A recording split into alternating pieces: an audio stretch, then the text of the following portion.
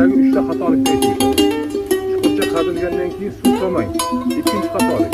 Buni ko'chatni yosh ko'chatni tagiga gung solmang. Gung oqib chaqiradi. Uchinchi xatolik, ko'chatni ekib bo'lgandan keyin takini oyoq bilan bosib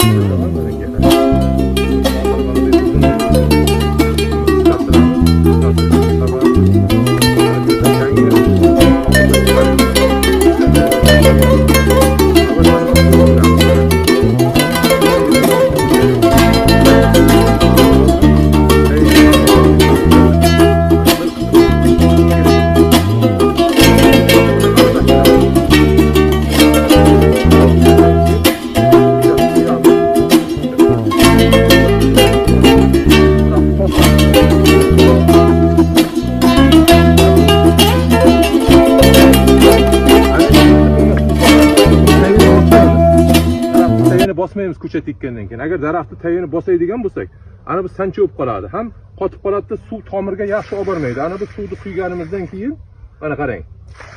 Mana shunday loy qilib tomirga yopishtiradi uni. Mana bo'ldi. Ana bu tomirga yopishtirgandan keyin kava ko'p qolgan joylarini yana to'proq tortib qo'yamiz. Mana to'proq. Bo'ldi, ana ko'chat ekildi. Ana buni tayini bosish mumkin emas, mutlaqo mumkin emas. Har qanday ko'chatni tayini bosish mumkin emas. Agar bosadigan bo'lsangiz, bu daraxt sancha bo'lib qoladi, tayi daraxt rivojlanmaydi, o'smaydi. Kerak bo'lsa yozga borib qurib qolishi ham mumkin. Ana shu uchun tayiga ammofos sepib, mana shunday qilib ekasizda yerdan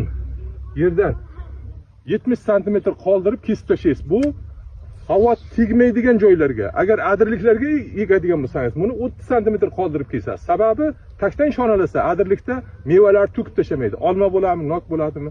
Ana shunday bo'ladi. Bizning bog'dorchilik sirlari kanalimizga obuna bo'ling. Mana shu ko'chatlar haqida ma'lumot berib boraveramiz.